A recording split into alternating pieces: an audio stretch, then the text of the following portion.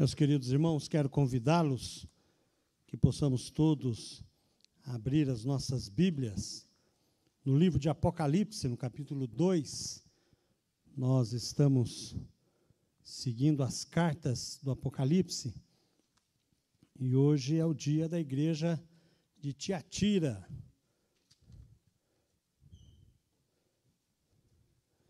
Igreja de Tiatira, que o nosso Senhor Jesus vai escrever para ela, e é um pouco para nós, como igreja também do Senhor Jesus. A partir do verso 18, diz assim a palavra de Deus: Ao anjo da igreja em Tiatira escreva: Essas coisas diz o Filho de Deus, que tem os olhos como chama de fogo e os pés semelhante ao bronze polido. Conheço as obras que você realiza, o seu amor, a sua fé, o seu serviço, a sua perseverança e as suas últimas obras, mais numerosas do que as primeiras. Tenho, porém, contra você o fato de você tolerar que essa mulher, Jezabel, que se declara profetiza, não somente ensine, mas ainda seduza os meus servos a praticar a prostituição e a comer coisas sacrificadas aos ídolos. Dei-lhe tempo para que se arrependesse, porém ela não quer se arrepender da sua imoralidade. Eis que farei com que fique acamada, e trarei grande tribulação aos que com elas adulteram, caso não se arrependam das obras que ela incita. Matarei os seus filhos, e todas as igrejas saberão que eu sou aquele que sonda mentes e coração, e retribuirei a cada um de vocês segundo as suas obras.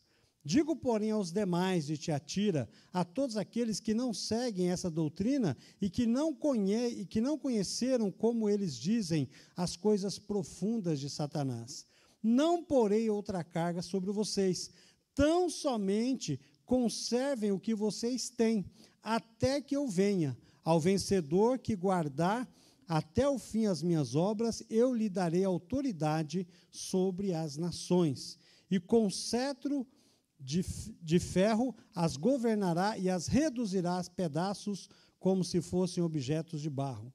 Assim, como também eu recebi a autoridade do meu Pai, eu lhe darei ainda a estrela da manhã.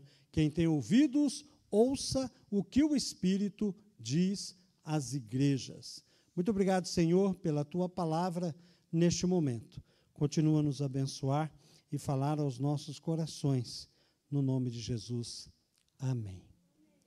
A igreja de Tiatira é uma igreja muito interessante, porque ela não é uma igreja muito importante em termos de adoração ao imperador, em termos de ser uma cidade portuária, porque ela não é, mas ela é um ponto interessante no comércio.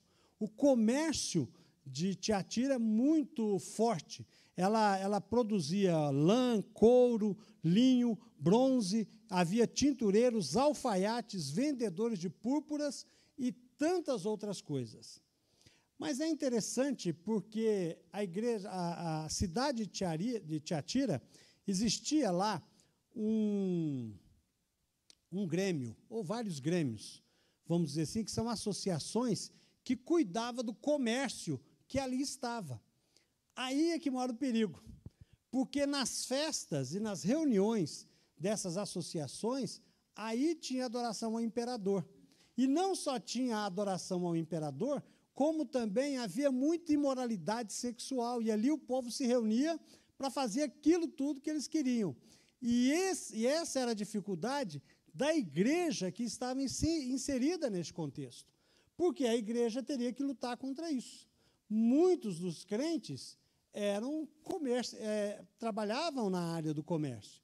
Então, eles teriam que decidir se eles iam fazer oposição àquilo ali ou se eles iam apoiar, porque se eles não estivessem ligados a essa associação, eles eram sabotados, né? Eles não vendiam. Era suicídio comercial não participar dessas associações. E os crentes ali tinham que resolver o que eles queriam fazer.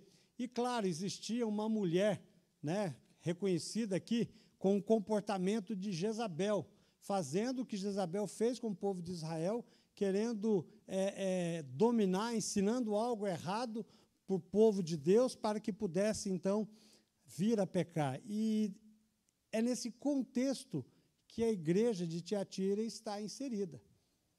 E é nesse contexto que o Senhor Jesus vai começar, então, a reconhecer aquilo e fazer um diagnóstico do que está acontecendo com a igreja de Tiatira. A igreja de Tiatira era uma igreja que trabalhava. Por que Jesus está dizendo isso? Por que Jesus está fazendo o diagnóstico? Porque nessa carta, que é escrita, como em todas as outras, Jesus está dizendo o seguinte: eu conheço a igreja que faz parte de mim. Eu conheço.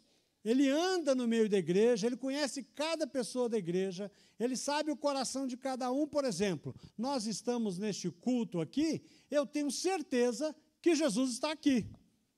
Amém? Eu tenho certeza que Jesus está aí na sua casa também. E ele não está apenas sentado passivamente, mas ele está sondando o nosso coração. Ele está andando entre nós, ele sabe do nosso sofrimento, ele sabe da nossa dificuldade, ele sabe da nossa alegria, ele sabe das nossas frustrações, ele sabe da nossa preocupação, ele sabe tudo. Ele conhece a sua igreja, ele conhece as suas ovelhas. E da mesma forma que ele nos conhece, ele conhece a igreja de Tiatira, e ele vai descobrir que a igreja de Tiatira é uma igreja operante, é uma igreja que trabalha, é uma igreja que está envolvida na obra de Deus. É claro, nós estamos falando daquela igreja que está realmente envolvida. É uma igreja que tem algo e uma virtude que Éfeso tinha abandonado, que é o amor. E as obras da igreja de Tiatira, cada dia aumentava cada vez mais, porque ela estava dentro da vontade do Senhor e sabia que era exatamente isso que o nosso Deus esperava da sua igreja. Agora, o Senhor também vai encontrar nesta igreja pessoas que eram tolerantes ao pecado. E aí o Senhor Jesus vai reprovar a atitude dessa igreja. É interessante que quando você olha o verso 20 desse texto, Jesus não fala primeiramente daquela mulher. Sabe por quê? Porque o mal é o mal. Quem pratica o mal está fazendo aquilo que está no seu coração, e isso é normal. Deus primeiro vai chamar a atenção, o Senhor Jesus vai chamar a atenção, primeiramente, da igreja. Porque não é papel da igreja viver uma vida de pecado. Não é papel de uma igreja fazer as coisas de forma incorreta. Por isso que o Senhor Jesus vai chamar a atenção dessa igreja. Por isso que ele vai identificar o erro dessa igreja. Por isso que ele vai identificar que essa igreja de Tiatira está crescendo, está sendo abençoada, mas, ao mesmo tempo, está permitindo que uma mulher nefasta, como essa Jezabel, esteja infiltrada dentro da igreja e destruindo a comunhão dos irmãos com o Senhor, com o seu ensino errado. E o problema é que essa tolerância da igreja com o pecado faz causar indignação no Senhor Jesus. A ira do Senhor se acende. A gente fala assim, imagina, o Senhor não se ira. O texto está dizendo. O texto está dizendo que o Senhor se ira com a igreja porque a igreja recebe uma profetisa, dá voz para essa profetisa, deixa ela usar o púlpito, deixa ela pregar, deixa ela ensinar, e ensinando aquilo que a Bíblia não diz. Esse é o grande problema dessa igreja, que ela tem passado a mão na cabeça, ela tem concedido com que essa mulher possa, então, fazer e pregar as coisas de forma errada. A igreja saudável, a igreja que ama, a igreja que trabalha, uma igreja aparentemente saudável, que está permitindo que um câncer possa destruir a vida da igreja. É por isso que o Senhor Jesus, então, vai chamar a atenção da igreja. E aqui deixa um alerta. Uma igreja cheia de gente, cheia de atividades, não quer dizer que é uma igreja que está em comunhão com o Senhor Jesus. Nós precisamos observar a nossa própria vida, o nosso próprio comportamento e saber se nós estamos aceitando esse tipo de comportamento a partir da nossa vida. E é preciso nós observarmos e entendermos que uma igreja que traz um ensino, que não confronta o pecado, que universaliza a salvação, que tolera uma vida sem confissão de pecado, é uma igreja que se torna uma congregação de Satanás. É isso que a palavra de Deus nos diz em Apocalipse. Precisamos estar alertas para que a nossa igreja possa viver realmente como aqueles que lutam contra o pecado. Romanos 6, 1 e 2 diz: que diremos então? Continuaremos no pecado para que a graça aumente ainda mais? De modo nenhum, Paulo vai dizer. Como viveremos ainda no pecado, nós que já morremos para ele? Como uma pessoa pode viver no pecado se ela já morreu para o pecado? A resposta é óbvia. A resposta é óbvia. Não teve uma conversão sincera. Não teve vida nova ainda. Ainda precisa se arrepender do pecado, ser confrontada com o pecado e tendo, então, a oportunidade de se arrepender. O verso 21 vai dizer, o Senhor Jesus, dê-lhe tempo para que se arrependesse, porém ela não quer se arrepender da sua imoralidade. Antes de Jesus tratar a igreja com juízo, ele confronta a igreja com misericórdia. A misericórdia e a graça aí está. Enquanto houver graça aberta para nós, nós temos a oportunidade de arrepender dos pecados e se voltar para Jesus. Enquanto você tiver uma vida de pecado, a graça está aberta para você.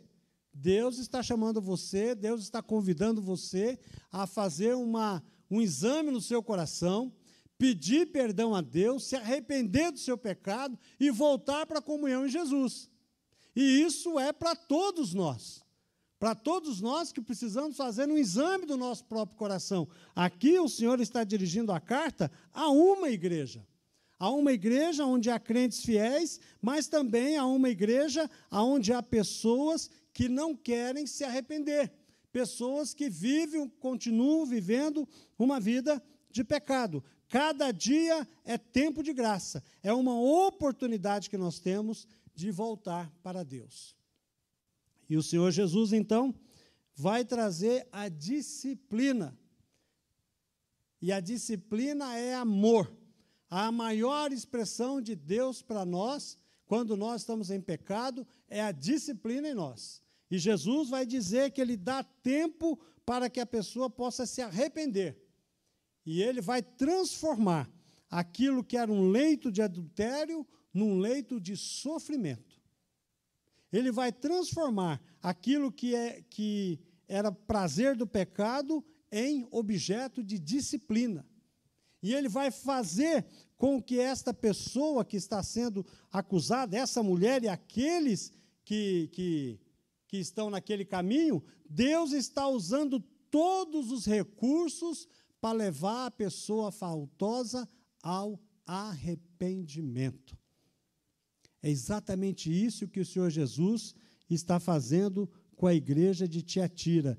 E, se necessário for, fazer com que as pessoas sejam mortas, como diz o texto, o Senhor Jesus assim o fará. Mas é interessante que, mesmo depois de tanto alerta, é interessante que, mesmo depois que Jesus ensina e dá esse alerta, muita gente ainda não quer se arrepender.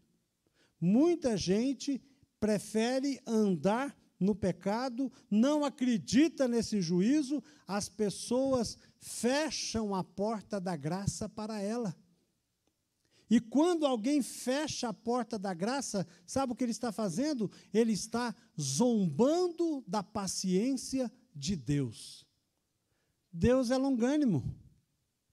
Deus é misericordioso, mas um dia a porta da graça vai fechar. E o dia que a porta da graça fechar, só sobrará o lamento. Até porque Tiago 4,4 diz que aquele que quiser ser amigo do mundo torna-se inimigo de Deus. E nós precisamos observar também 1 Coríntios capítulo 15, o verso 25, que no dia do juízo Cristo colocará todos os seus inimigos debaixo dos seus pés. Deus vai esmagar aqueles que negam a sua graça.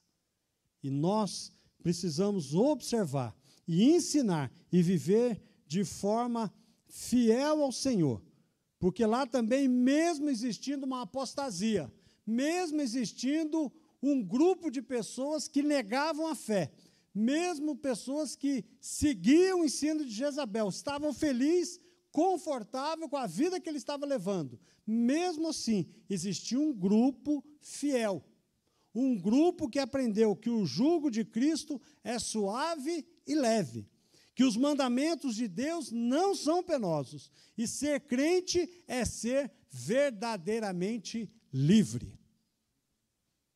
A vida cristã é bênção. A vida cristã, ela é maravilhosa. Eu e você, que graças a Deus, pela graça de Deus, não mérito nosso, mas que temos Jesus como Salvador e Senhor, nós não podemos nos ver em outra vida.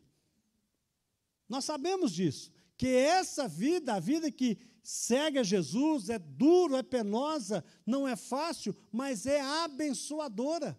Mas ela é, sabe para quem? Para quem é crente.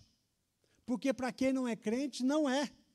Para quem não é crente, é pesado, a cruz é pesada. Para quem não é crente, o caminho é tortuoso demais. O mundo oferece um caminho mais fácil. E quando nós olhamos a igreja de Tiatira, sabemos que existe um grupo ali que estava pronto a fazer a vontade do Senhor. Porque aprenderam que é possível manter-se puro, mesmo num contexto corrompido. É possível fazer a vontade de Deus. Havia nessa mesma igreja irmãos que buscavam a santificação, e a santidade de vida e de caráter é a marca de uma igreja verdadeira. Efésios 1,4 nos diz que Deus nos escolheu para sermos santos e irrepreensíveis diante dele. Mateus 5,8 diz que só os puros de coração verão a Deus. Hebreus 12,14 diz que sem santificação ninguém verá o Senhor. O verdadeiro cristão deve se apartar do mal cada dia. Deve fazer com que o propósito de Deus na nossa vida seja cumprido, que é a santidade. E o diabo, sabendo que o propósito de Deus é santidade, ele vai fazer de tudo para frustrar esse propósito.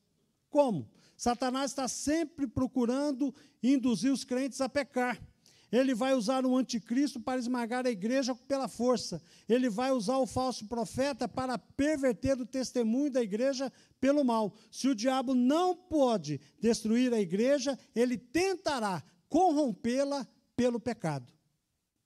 E nós, como igreja de Jesus, precisamos estar atentos, alertas. Não permitir que o mal se instale no seio da igreja.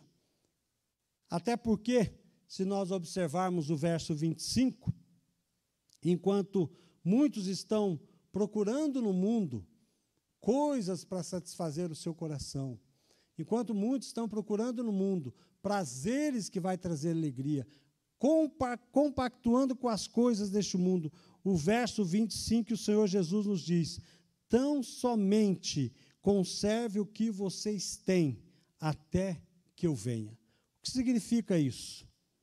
Significa que já temos tudo em Cristo para ter uma vida plena. Tudo que eu e você precisamos ter para que a nossa vida seja plena, o Senhor Jesus já nos deu. O Senhor nos deu Ele próprio. Jesus basta. Deus é suficiente. Nós não precisamos de mais nada. Nós não precisamos ficar ricos. Se ficar, amém. Mas não precisamos disso. Nós não precisamos nem ter saúde, para você, se você quiser saber. Porque tudo nesse mundo vai passar, mas a nossa presença com o Senhor Jesus será eterna. E é nela que nós temos que nos apegar. As outras coisas são importantes, mas não é tão importante como nós temos comunhão com o nosso Senhor. E é exatamente isso que o diabo quer tirar de nós. Precisamos manter-se fiéis, conservando essa herança até o fim. Do verso 26 ao verso 29, o Senhor vai falar que os fiéis serão recompensados pela sua fidelidade. Aqueles que se desviam do mal não perecerá. Cristo ensina que não adianta ganhar o mundo inteiro e perder a sua alma. Os santos serão julgadores, os santos julgarão este mundo. Quando nós lemos 1 Coríntios capítulo 6, o verso 2, Paulo vai dizer o seguinte: olha, vocês vão julgar este mundo. Significa que o meu testemunho, o seu testemunho, vai servir para julgar as pessoas, até os demônios. Porque quando aquele que negou a Jesus disser, olha, eu não te servi porque eu era assim, eu não te servi porque eu era assado, ele vai dizer o seguinte, ele vai falar assim, olha para a vida do Emídio. Ele passou a mesma tribulação que você passou, e ele se manteve fiel. Então, isso não é desculpa. O nosso testemunho de fidelidade a Deus vai julgar aqueles que foram infiéis. Porque todos nós passamos pelas mesmas tribulações e tentações. A palavra de Deus diz para nós que Cristo é a nossa herança. Se nós somos fiéis, receberemos a Cristo, a nossa riqueza, a nossa recompensa é a estrela da manhã. A estrela da manhã é a presença gloriosa do nosso Jesus em nossa vida. Desde o momento em que aceitamos Ele como Salvador e Senhor da nossa vida. Então, quando nós nos colocamos à disposição do Senhor, em fazer a vontade do Senhor, sabendo que vamos enfrentar tantas coisas terríveis neste mundo, nós temos que confiar em Deus. Não podemos permitir que o mundo possa assaltar as nossas vidas. Não podemos dar ouvidos a falsos profetas. Não podemos dar ouvidos a falsos ensinos. Precisamos observar o que está na palavra de Deus, que tão somente a palavra de Deus é a nossa orientação para fazer a vontade do Senhor. Quem lê a Bíblia conhece a verdade e nunca será enrolado, nunca será enganado, porque o Senhor é a luz que ilumina a sua mente e o seu coração. Que o Senhor nos abençoe e que hoje, quando você for celebrar a ceia do Senhor, lembre-se disso. Se comprometa com o Senhor a conhecer cada vez mais a tua palavra e se dedique a uma vida de fidelidade a Ele. Amém?